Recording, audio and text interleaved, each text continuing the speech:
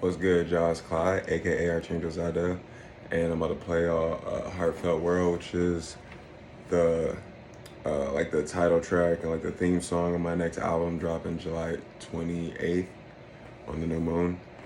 And this song is also on a special pre-release EP that I released called Welcome to Utopia to just really help us get through the current alignments in the energies right now.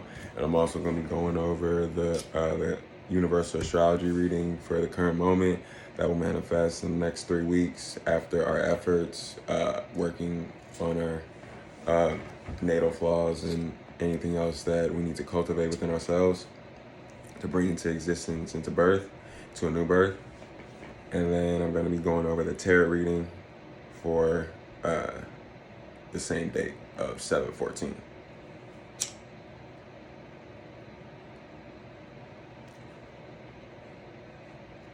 I must play out soon.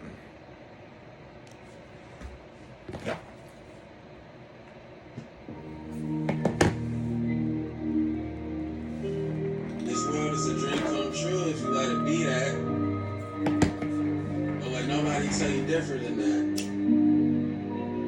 It's crazy what some people say to you these days. With their vibe, with their energy. It's different these times. Oh well, make the best of it, you know?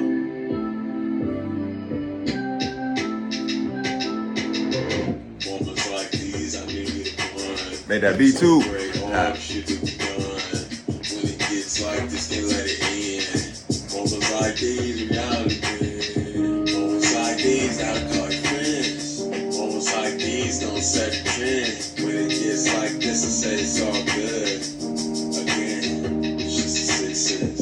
I used to pray for moments like this. I used to pray for another chance.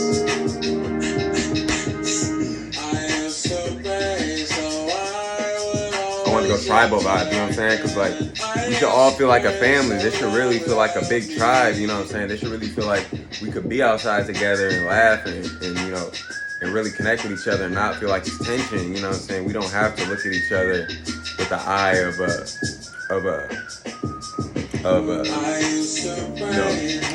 you know what I'm saying? Like with the hurt. You know what I'm saying? Cause like I look in people's eyes, sometimes I see the hurt. You know what I'm saying? I feel it coming before I even look in the direction. I look at them, they're looking at me, I'm like, damn, that is there. But I only know that because I've been hurt too.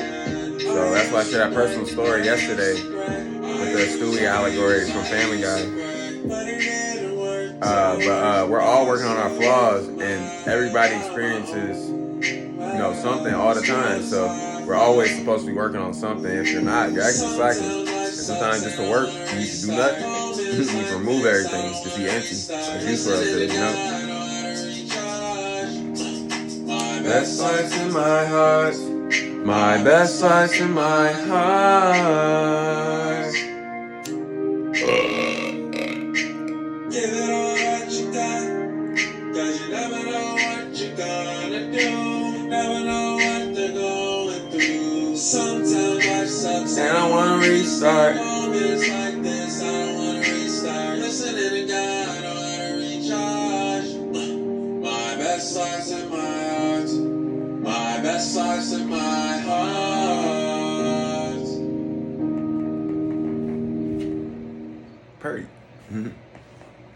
Alright, y'all. Here we go. So we got Aries. We got the Descendant, Jupiter, Chiron, Vertex, Moon, Mars, Dignified, and Eris in Aries.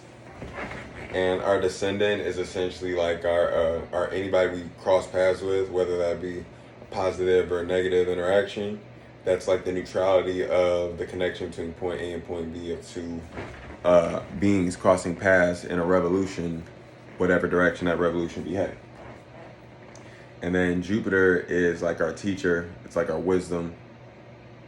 So that's like the full cup. You know what I'm saying? That's why it's the largest planet. You know, it may not be the heaviest at times, but it's the largest planet.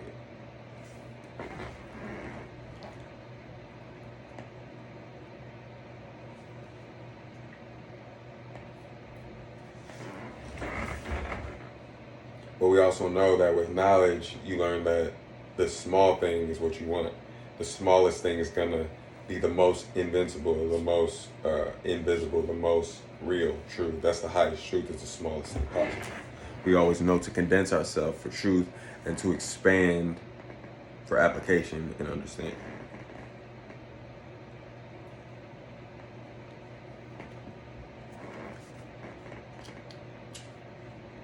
The Chiron is still in Aries, so we're still working on the wound, but this is how we're working on the wound, is by connecting with our vertex and our moon, Jupiter, and our descendant all connecting together, along with Mars and Eris, because Mars is dignified in this case. It actually gives Chiron another boost, because this is where the world is becoming aware of us working with our connections of our paths we cross of individuality and sharing cooperation with relationship, whatever that may be, in order to heal ourselves. Because in order to heal ourselves, we have to experience more of the pain we have already felt. And when we experience more of the pain we've already felt, we learn from it. And when we learn from it, that pain we begin to feel in succession eventually becomes perceived as pleasure. And that's why we even have the idea of insane or crazy, or look at people as insane or crazy, because they've learned to look at something that is looked at as being in pain as such a pleasure that it's not even understandable. So that's the key here, is to realize that perception is everything. As long as you can perceive something as what you want it to be, that's when it becomes what you want it to be. If you can't perceive something how you want it to be without expectation, because perceiving is just the approach to thinking about something. So it's the way you look at something before you even start thinking about it. So this is literally the level before thinking. So it's perception, thinking, and then that pulls into the heart, into emotions, and then that pulls into our actions of what we are.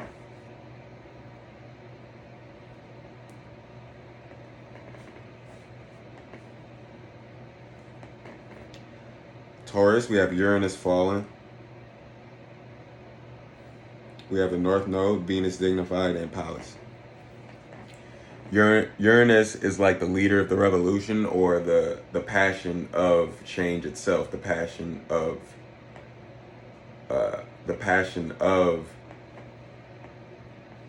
benefiting something in a different way than is already happening, or benefiting something in a new way. And then, of course, North Node is that's like how we look at ourselves. That's how we look to perceive ourselves. That's, let's say many people say, I want to have these qualities. I want to be like this. Some people say they want to be like this. Some people say they want to be like this. But it's a mixed bag of shapes, and we see the shape everywhere. And that's part of the beauty, is that we see so many different shapes and forms that it allows us to really understand our creativity is endless at that point.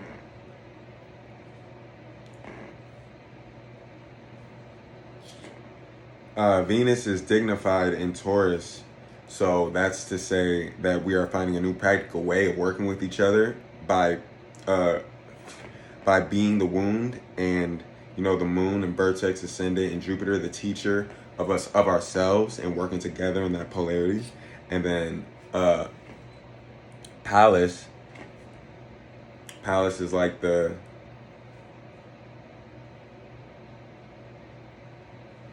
Pallas is the goddess of Athena. So that's like how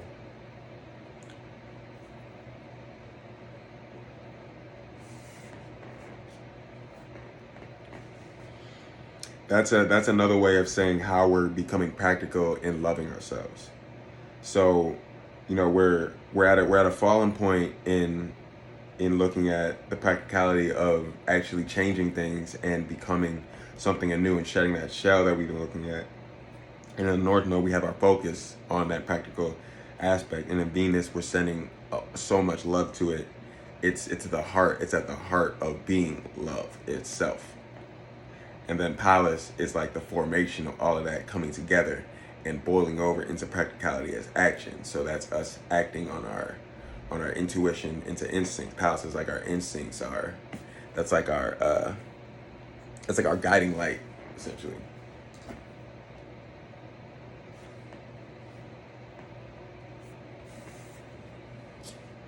Mercury is in Gemini, and that's dignified.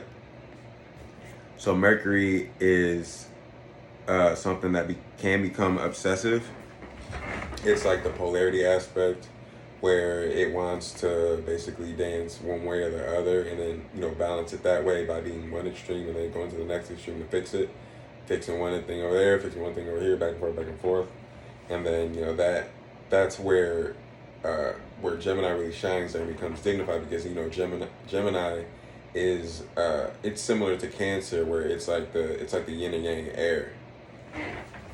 So Gemini really they usually are multifaceted, or they seem talented in both aspects of whatever polarity they touch.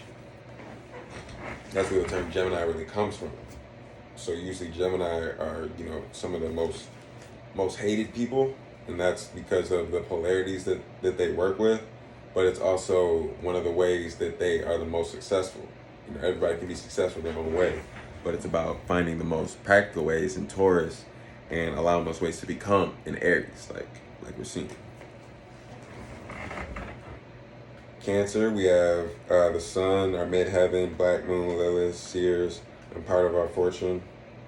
The Sun, of course, is that's our focus on essentially shedding our shell and reuniting with ourselves to become something greater and heal Chiron. That's pretty much the same alignment as the other day. Then we have Libra ascendant. So that's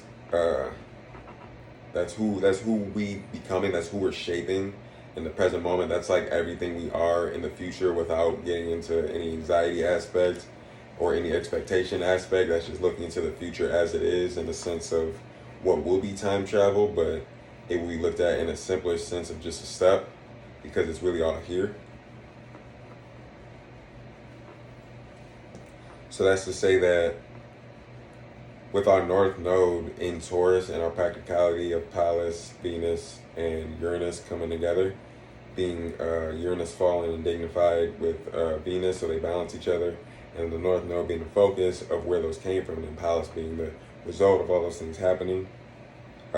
We have our ascendant, which is what we're becoming at the Libra scale of being balanced, with Gemini being dignified in its powerful position, in Mercury of the polarities being used. So in Scorpio, in our home, Hygeia and South Node. So Hygeia and South Node, Hygeia is the health aspect, so we're learning a new aspect of health and food. So we're learning a new way to really feed ourselves and heal ourselves, and that way is through eating off of what is our true desire, and not what is what we think we want from ourselves. Because many times we're taught to eat a certain way based off of our past and based off of our emotions. So when we're working on ourselves through digesting certain material, we're becoming things that have led us on the same path and led us to the same problems over and over in a worse sense. Because everything increases, whether it's a problem or a solution, it increases in the actuality of the detailing of it. So it becomes what would be considered a deeper experience. In Capricorn, we have the Emun, Coeli, and Pluto. Pluto being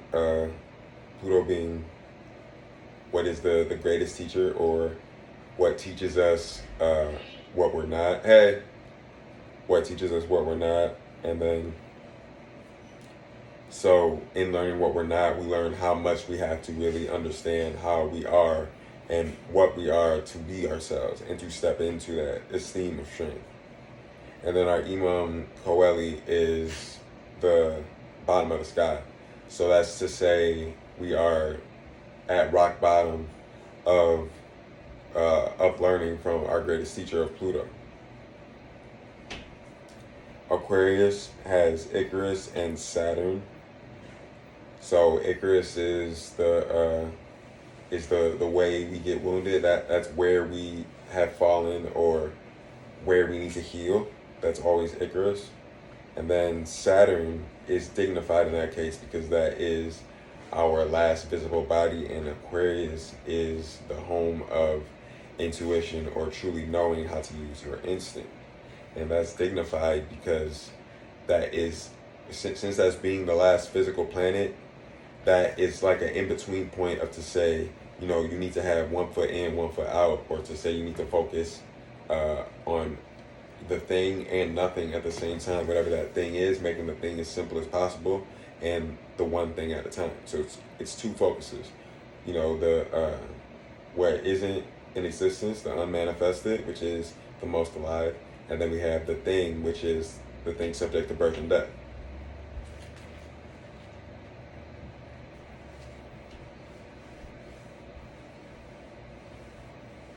Pisces, we have Vesta, Neptune, Dignified, and Juno. Vesta is our idea of relationship, or you know, how we relate to our space that we share at the time, whatever that space and form may take. And then Juno is the process of applying how the relationship is affecting you. So Juno is like the health aspect of the relationship, and then Vesta is the idea of even being related or in the same space or something. So in Pisces, that is that's like the true heart of the feelings, or the feelings themselves. So that's one of the most intuitive places, but it's also one of the places you can be one of the most lost in feelings. So it's one of the most anxious or depressed signs. But the thing is, when you can find a Pisces that's really balanced and learn how to alleviate that anxiety, depression on their own, that's when you find somebody who can really align with Neptune. And then Neptune is the unconventional, turning conventional. So it's like that. It's like Uranus turning physical, and it's dignified in Pisces. So that's to say that we have actually began to form a new form of relating with ourselves and our descendant through the wound in Aries on our face.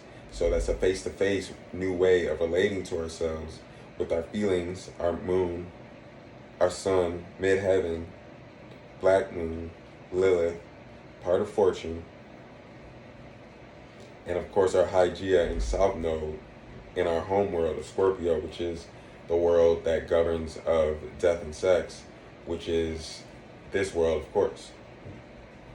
Because we know that sex is one of the rulers of this world, and death is one of the rulers of this world as well. And when I speak in terms of sex, I don't just mean sexual intercourse, because that's actually a very misguided form of pleasure that we seek, because we actually seek it with some ill intentions, and it ends up becoming something that it really isn't being beneficial for, you know, us as a whole. It's really just becoming a selfish act of, you know, sucking another spirit dry until it's nothing again. When really we want to cultivate each other and allow each other to grow and water each other, and, you know, make sure what's happening for each other is best, instead of just making sure I'm winning, or making sure, you know, the goal that you have gets out, you know, instead of the other person getting their goal too. Because sometimes people can feel they need to use other people and what they have to get their goal, when really we have everything we need within ourselves. Even nothing has everything it needs to do what it needs to do. And believe it or not, nothing does the most of anybody. And that's the craziest thing, because we don't even look most of the time at the thing that sustains us the most. And we don't even really need to put a name for it. But in order to really understand this and to step back into what we are, we need to put attention to it in a way that allows you to understand it's there and to focus on it. but you don't have to have these shells around it. And that's what we're learning with the sun and Cancer in this universe. So now I'm gonna be giving the tarot card reading. I'm gonna be getting 3 cards, like usual. Let's get it.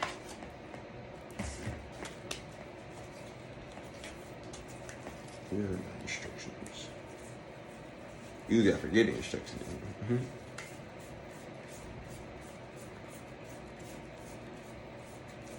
Mm-hmm.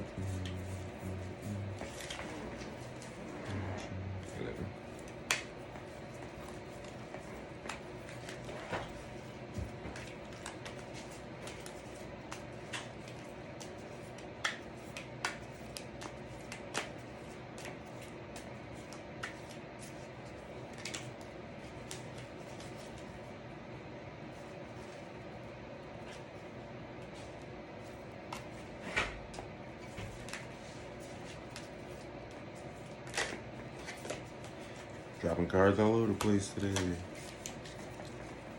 Alright, if it pops out again, I'm taking.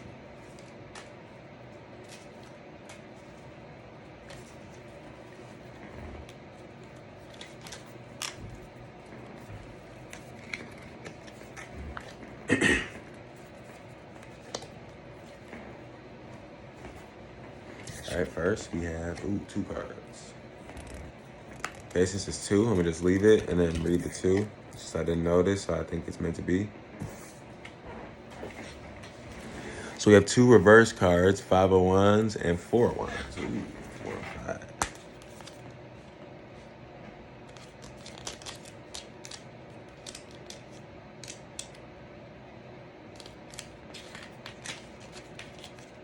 There may be instability in the home or a transition to a new home. Do what you can to settle in and ground yourself in your current environment, even if it's a temporary home.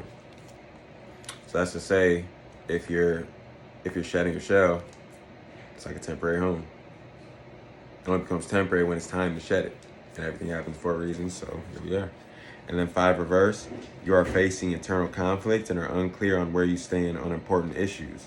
You have different viewpoints that you cannot easily resolve. Align your head and your heart to find common ground.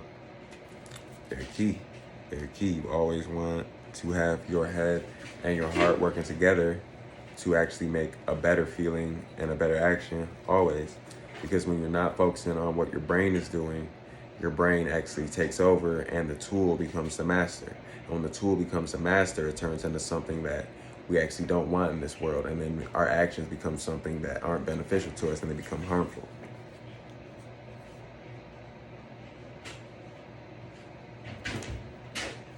So next we have a face-up Page of Cups.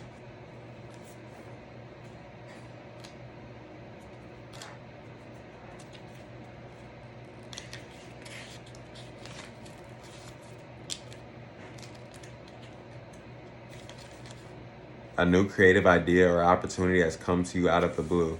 You are filled with dreamy aspirations about what is possible. You may receive an unexpected, pleasant surprise. So that's great to know that our hard work, working with our descendant and our North Node and South Node and Hygeia, of course, everything has been playing its part. And this is when the fruits of our labor, that's what this card says, that's just a sign of the fruits of our labor. That's all that's symbolic. And then we have a reversed 6 of Wands. So we just getting windy out here, 4, 5, 6 shit. You know what I'm saying?